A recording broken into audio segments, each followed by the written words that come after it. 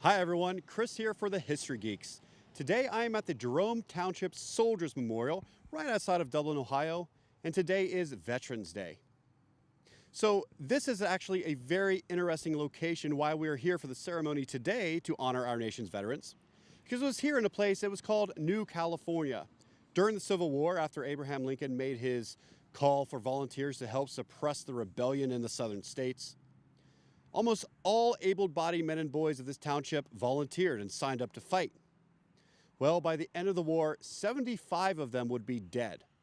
Now that would be 75 people out of a total population of only 1,400, which is 19% of the entire town's population killed during the American Civil War.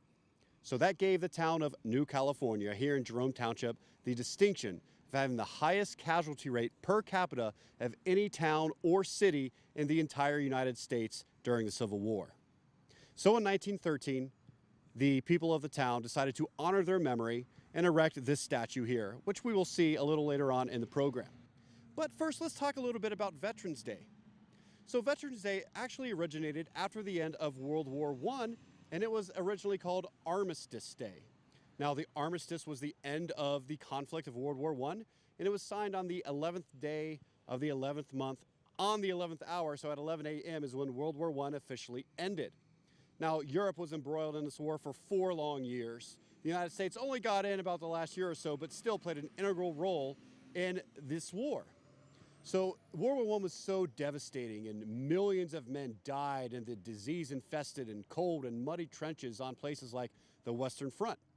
And so at the Armistice Day was marked by wearing red and orange poppies on your lapel. And in fact, today, if you look at the news and around the world, many people in France and Great Britain and Canada are still wearing those poppies for Armistice Day, but not the United States. And we'll talk about that in a minute. But why were they wearing the poppies? Well, it's because of a famous poem written by a soldier of World War I after he was attended the funeral of one of his friends. I'd like to share that poem with you for a second. It's called "And Flanders Fields." And Flanders fields the poppies blow, between the crosses, row on row, that mark our place, and in the sky, the larks still bravely singing fly, scarce heard amid the guns below. We are the dead. Short days ago we lived, felt dawn, saw sunset glow, loved and were loved, and now we lie in Flanders fields. Take up our quarrel with the foe. To you from the failing hands we throw the torch, be yours to hold it high. If you break faith with us who die, we shall not sleep, though poppies grow in Flanders fields. And that is why they wear the poppies on their lapels in remembrance. Well, let's fast forward to World War II. So in the 20-plus years in between the end of World War I and World War II, the United States did celebrate Armistice Day. After World War II, we had a problem. We had 16.1 million people, men and women, who were in the armed forces during World War II. So, and over 400,000 died in World War II. So how do we honor these men and women who fought in the greatest conflict the world had ever seen, the most terrible destruction in the history of the entire world? Over 100 million people are estimated to have died worldwide. So it was not only one of the darkest moments in world history, but it was sort of the defining moment in American history. America saw themselves as saviors of the free world, and America became the superpower of the world. How do we honor their memory? And so after World War II, we changed Armistice Day to Veterans Day. So this solves a couple of problems. It honors all of your World War II veterans. It also honors all of your veterans, including World War I, all the way down through the Revolutionary War, who have fought and died for the freedoms that we enjoy today. So that is how Armistice Day became Veterans Day, which we of course still celebrate to this very day. And we're going to see the program here, so let's take a look.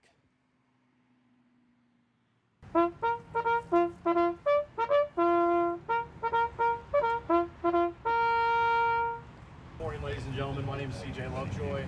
I'm head of the Board of Township Trustees. We'd like to thank you for coming out today to I'd like to thank you for coming out today for the 2017 Veterans Day ceremony. Mr. Joe Kraft, he's also one of the other trustees here today. I want to give thanks for all our veterans that stopped out today, and thanks for all the veterans that have served our country. I want to, if you're a veteran, please raise your hand. Let's give them a round of applause, ladies and gentlemen. Also want to thank our local law enforcement officers for being out here today. I'm going to turn it over to Pastor Earl Dunbar.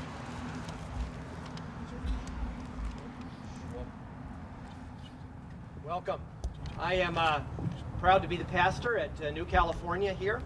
And in our church we have a plaque, and I'd like to read that to you before we pray. Am I getting it? Okay. Okay. Hold on.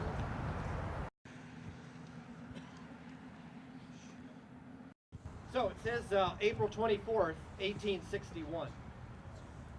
On this site, in the former sanctuary of this congregation, the first meeting in Jerome Township was held to respond to the call of President Abraham Lincoln for volunteers to defend the Union against the Confederacy. On the pulpit were the Bible and the munitions of war. The Reverend B.D. Evans, a Presbyterian minister, delivered a stirring patriotic address. The first man to enlist was David O. Taylor, who 3 years later would be killed on the battlefield in Dallas, Georgia. The oldest man to volunteer was a Scotsman, Walter Gowans, who was more than 60 years old. In all, over 40 volunteers came forward that night, and before the war was over, 367 men from Jerome Township served the Union cause. Of that number, 75 fell in the service of their country.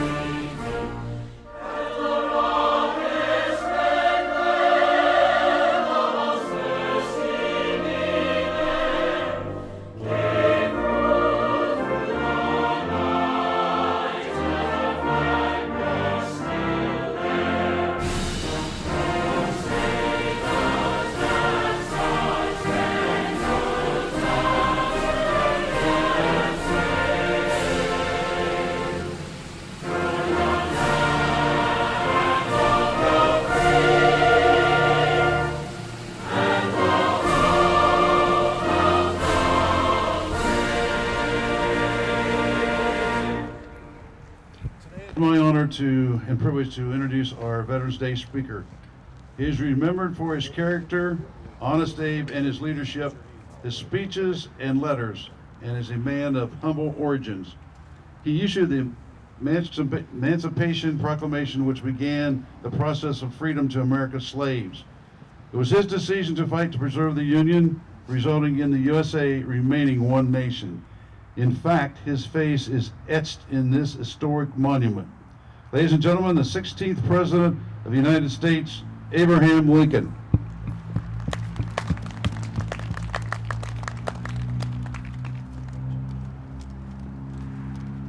Thank you, Doug. We are here today to honor our veterans of the United States military service. Some people ask, why should we honor our veterans? We all know why, because freedom isn't free. The men and women who wear the uniform of the United States Armed Forces have paid the price over and over and over again for the freedoms we all enjoy. Whether stationed in the United States or in outposts all over the world, they have protected and defended the United States of America and our interests against all foreign enemies since the beginning of our country's history in 1776. And it is for this that we need to pause and give thanks to our veterans, not just on this Veterans Day, but on all 365 days of the year. Anytime we encounter a veteran, we need to take the moment to shake that veteran's hand and thank them for their service and for our freedom.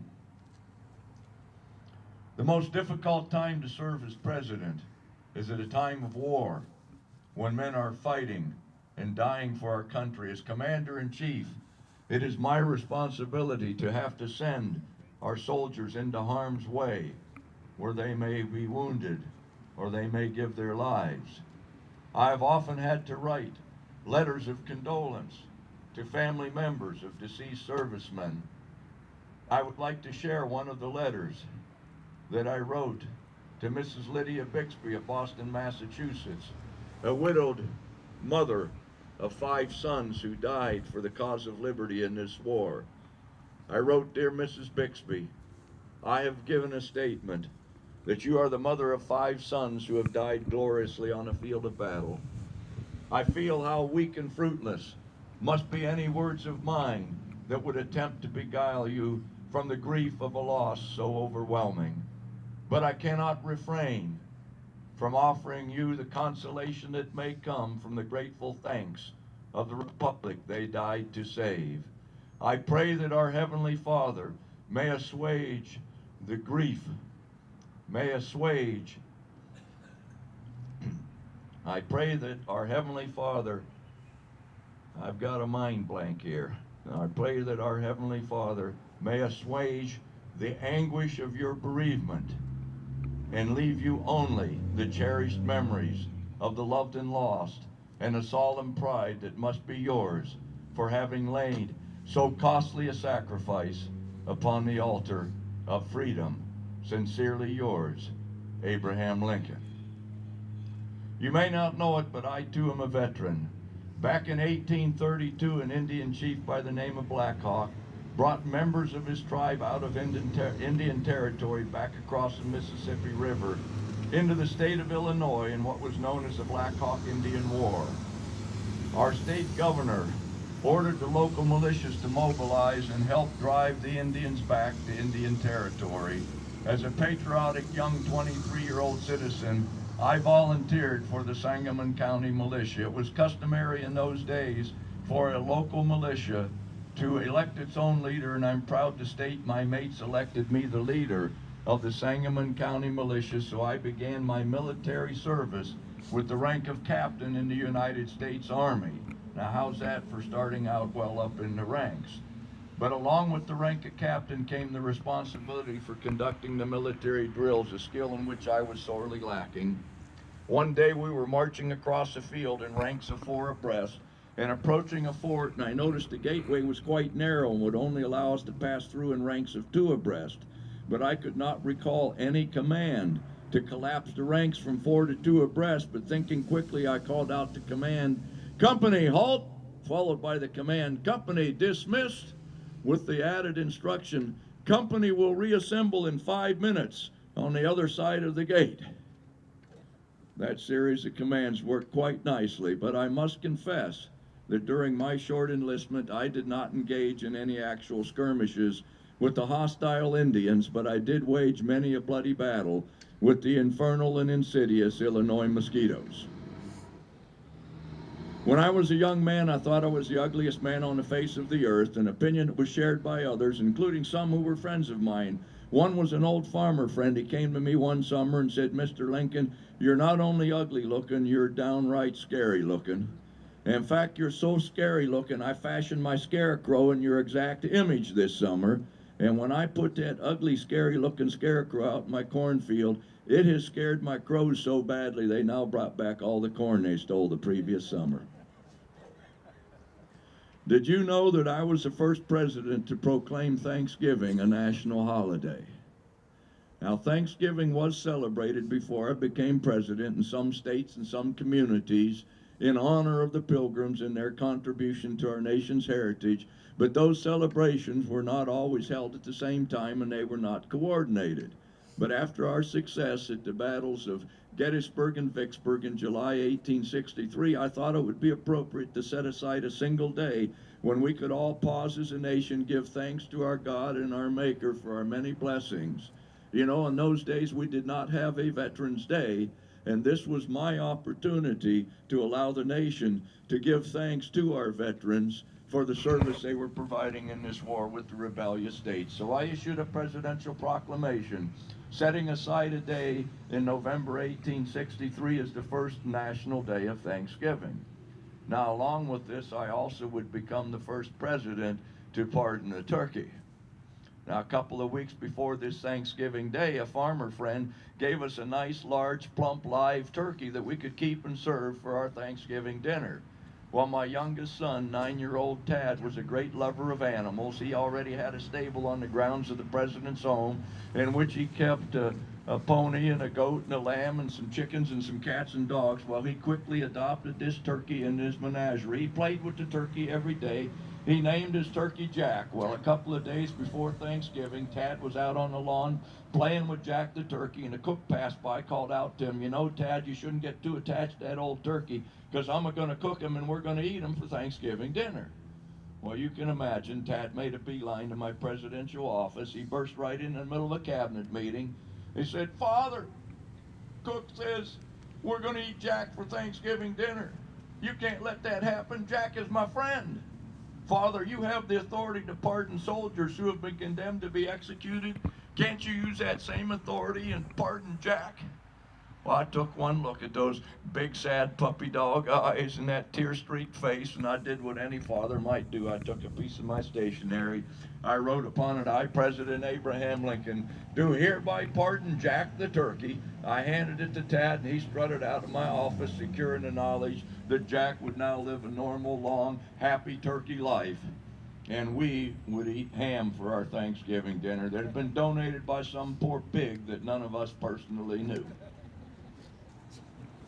I'd like to wrap up now by sharing with you a little bit about the key battle of the war.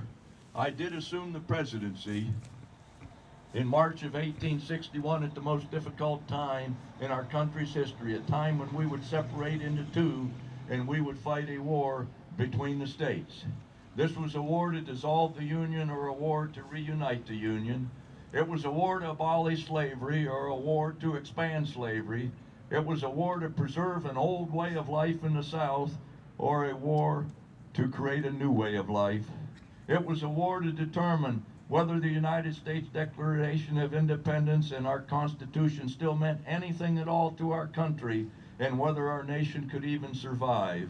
In the middle of this awful war, two of our greatest armies would meet in battle on fields in and around the tiny Pennsylvania town of Gettysburg in a battle that would determine much of the course of the remaining 2 years of the American Civil War. For 3 days, from July 1st to July 3rd of 1863, 90,000 Union troops in the Army of the Potomac under General George Gordon Meade would battle with 80,000 rebel troops of the Army of Northern Virginia under General Robert E. Lee in a couple of dozen engagements on these fields around Gettysburg. After these 3 days of bloody and intense fighting, more than 8,000 men lay dead on the battlefield. 23,000 more had been wounded, and an additional 20,000 had been captured or were missing in action, a casualty count of 51,000 men in just 3 days, the highest casualty count of any battle of the entire war, and representing almost 1/3 of the total men engaged in this 3-day battle. Thoroughly exhausted, General Robert E. Lee and his Army of Northern Virginia, early on the morning of July 4th, began retreating south back towards Virginia, ceding the battlefield and the victory to the Union Army. From that day forward, for the remainder of the war, no major Southern army could mount a serious offensive campaign, and for the remaining 2 years they would be pursued and chased by various northern armies until beginning in April 1865, one by one they would be surrounded and forced to surrender, and the war would end. The governor of the state of Pennsylvania suggested that we create a new national cemetery near the battlefield of Gettysburg to inter the dead. He scheduled a ceremony for November of that year to dedicate that cemetery, and I was invited to say a few words of dedication. I accepted that invitation, and I will now share and conclude this presentation by reciting that speech that I first gave on November 19, 1863, at the cemetery at Gettysburg, Pennsylvania. 77 years ago, our fathers brought forth on this continent a new nation, conceived in liberty and dedicated to the proposition that all men are created equal. Now we are engaged in a great civil war, testing whether that nation or any nation so conceived and so dedicated can long endure. We are met on a great battlefield of that war.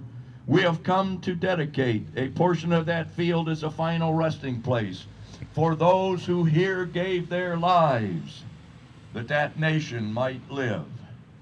It is altogether fitting and proper that we should do this, but in a larger sense, we cannot dedicate, we cannot consecrate, we cannot hallow this ground. The brave men, living and dead, who struggled here have consecrated it far above our poor power to add or detract.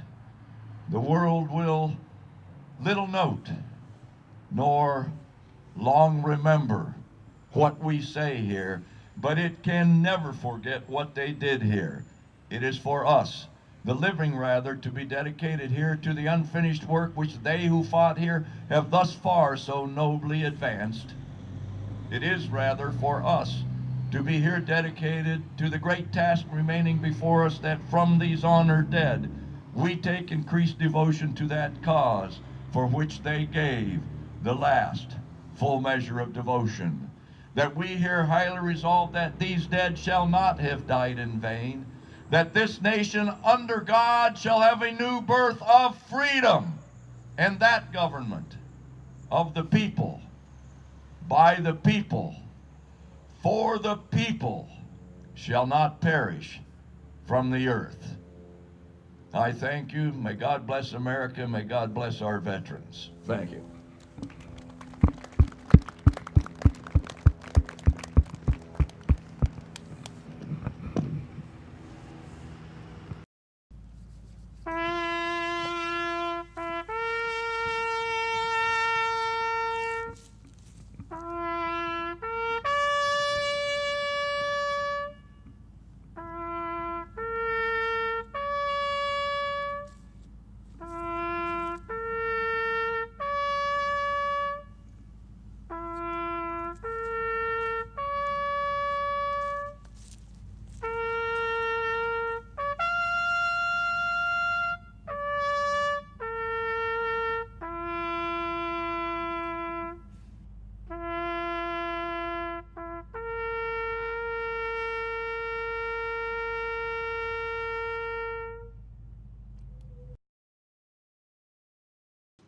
Hello, everyone. Well, I am here, of course, with the 16th President of the United States. He is our honored guest today. Mr. President, thank you so much for being with us today. Appreciate it. It's my pleasure to be here. So now, we heard your remarks about Veterans Day and why Veterans Day is so important. You are a great storyteller. So, people know you because of your iconic beard, amongst other things, right? Could you tell us a story? How did you get your beard? Okay, what most people don't know is that I am the first president to wear a beard, and also I did not have any beard for most of my life. It was only when I was running for president at the age of 51 that I considered growing a beard, and it was an 11-year-old girl. Her name was Grace Bedell. She lived in Westfield, New York, and she's the one who gave me the suggestion. Now, little Grace had never personally met me, but she saw my very thin face on a campaign poster in New York State. She wrote me a letter. She said, "Dear Mr. Lincoln, your face is so thin it would look so much better if you had whiskers.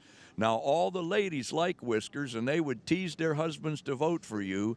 And if you say you'll grow whiskers, I'll tell my daddy and my brothers to vote for you. And I have 5 brothers." Well, I thought that sounded like a lot of extra votes. Makes sense. In New York State, that would be important to my election, so I wrote back, "Dear Grace, if you think something silly like whiskers would actually make my face look better, then I just might grow some." And when I was elected president, November 1860, I allowed my whiskers to grow, and 3 months later in February, I took a train to Washington for my inauguration, and my beard had filled out to something similar to what you see today. My train would stop in many towns along the way where I gave little speeches, but I made sure we would stop in Westfield, New York, where we had told Grace's parents to meet us at the station. When I got off the train, I called out to the audience, "There's a young lady here I'd like to meet. There's Grace Bedell here." Well, the crowd parted, and little Grace came forward. I leaned down and invited her to tug on my whiskers, which she did. Then I asked her, "Well, little lady, what do you think of my whiskers?" And she said, "Mr. President, it's a mighty fine set of whiskers you have there. It really does make your face look so much better." And if you go to Westfield, New York today, on their town square, there's a statue of me waiting to greet Grace, and her standing in front of me with some flowers she would give me before she tugged on my whiskers to commemorate that occasion. And you can actually say an 11-year-old girl has literally changed the face of history. That's right. That is a wonderful story. Now, you've had many accomplishments in your administration, right? You are constantly rated as one of the greatest presidents of all time. I'm interested to know, what do you feel is your greatest accomplishment as President of the United States? My greatest accomplishment, and I said it when we did this, I said, if history remembers us for anything, it would be for this event, and that was the signing of the Emancipation Proclamation on January 1st, 1863. Now, there's a lot behind that document. I had no authority as president by the Constitution over the institution of slavery. It was the states' rights issue. However, in the middle of this war, I used what's called the war powers of the president to issue the Emancipation Proclamation that says the president can take any action he deems necessary to diminish the capacity of an enemy to wage war against the United States. And so I attacked the Southern economy by threatening their slavery institution through the Emancipation Proclamation. Now, the primary purpose of the document was not to emancipate slaves, but actually to try to encourage or entice the Southern states to quit the war and return to the Union rather than risk losing their slavery. The key phrase said, as of January 1st, 1863, any slave of any master in a state in rebellion against the United States will be free and will remain forever after free. We issued it in preliminary form 100 days earlier on September 22nd, 1862, giving the southern states 100 days to consider the consequences of their action with the hope some would quit the war. If so, the Emancipation Proclamation would not apply to them, as it did not apply to the 4 loyal border slave states that had stayed in the Union. However, none of those states did so. So I signed a document in January 1st, beginning the process towards eventual abolition of slavery in the entire United States. It would occur in 1865. However, my critics assailed me and said, you know, Mr. President, you attempted in this document to free slaves where you had no current authority in the South, and you did nothing about slavery in the North. But they didn't understand that the document had other purposes as well, and that's what, if you got a few moments, I'd like to tell you what it really accomplished. The second purpose of the Emancipation Proclamation was to keep England and France out of the war. Both England and France had been threatening in 1862 to recognize the South as an independent and sovereign nation in order to trade with them for southern cotton, which they needed to fuel their textile industries. From the time the war began in 1861, we had imposed a naval blockade of key southern ports such as Wilmington, Charleston, and Savannah, preventing European ships from entering those ports and trading for cotton. As long as those ports belonged to the United States, we could do with them as we pleased. But if Europe recognized the South as an independent nation and we continued to blockade those ports, we would be in violation of international law, and that would be considered an act of war, and it would entitle England and France to send their powerful navies to our shores to break up the blockade. And if that happened, they would certainly provide supplies and financial assistance to the South, and possibly even send troops to fight on their side against the North, and this would have tipped the balance of power in the war. But by issuing the Emancipation Proclamation, I officially made the purpose of the war the abolition of slavery.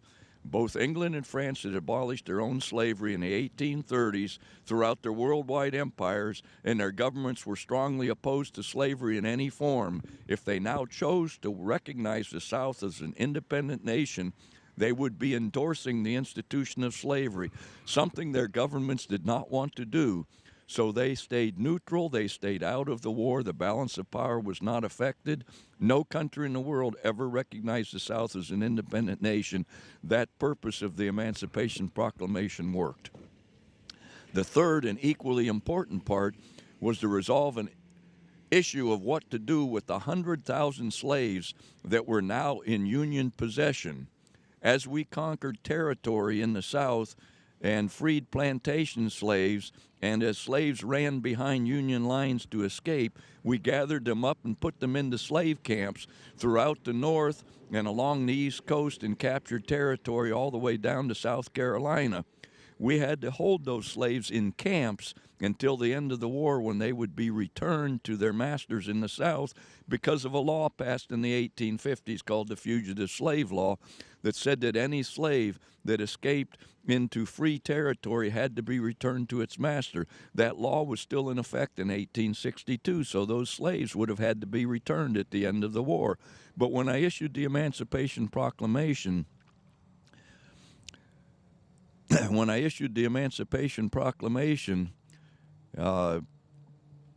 with its phrase that said, all slaves of masters in a state that is in rebellion against the government will be free on January 1st, I effectively voided the fugitive slave law for those southern rebellious states and instantly freed those 100,000 slaves. So my critics who said I freed no slaves were completely wrong. I freed 100,000 slaves on that day, and as we captured more territory during the war, we would free additional slaves continually for the remainder of the war. But I took it one step further. I wrote a second phrase into the Emancipation Proclamation that said, these newly freed slaves will now be allowed to serve in the Union Army so they could fight for their perpetual freedom. Now, why was that important? Prior to 1863, a free black man in the North who came to the recruiting station to join the Army was turned away. We had a policy that prohibited black men from serving in the Army. I decided to test that policy and used the newly freed black slaves, particularly in the South Carolina region, to create the first United States Colored Troops, or USCT, to see how they could perform. Well, they performed so valiantly that within a few months we changed our policy in the North and we began accepting all black men into the service, whether they be freedmen or newly freed slaves, and tens of thousands rushed to the recruiting office, and by the end of the war, more than 180,000 black men had served in the United States Colored Troops, representing more than 10% of our entire Union Army, and these numbers enabled us to keep our numerical superiority over the South and directly contributed to winning the war. So the fact that we kept England and France out of the war and we created the United States Colored Troops made the Emancipation Proclamation the most important document I would issue, and it became probably the first major turning point in the war with the South. Absolutely one of the most important documents in our nation's history. Thank you very much for spending a few minutes talking to us, Mr. President. Okay. We appreciate it. We learned a lot. That's it for this episode of the History Geeks from the Jerome Township Soldiers Memorial on this Veterans Day. Thanks again to all the veterans who have served our country, both in the past and in our present times. Today, we're going to leave you with a speech that Colonel W.L. Curry gave at the dedication of this Soldiers Memorial in 1913. Take care, and we'll see you next time. Some of your boys, my fellow citizens, fought on almost every great battlefield of the war. They were at Gettysburg, Chickamauga. They were at Shiloh, Stone River, Cheat Mountain, Port Republic, Antietam, Vicksburg, and many of the battlefields of Virginia. They were in the 100 days under fire from Chattanooga to Atlanta. Some of them marched with Sherman to the sea, and others were at Appomattox at the surrender of Lee's army. This is the true story of the service of the soldiers of this township to whom you pay tribute. From the address by Colonel W.L. Curry at Monument's dedication, May 30th, 1913.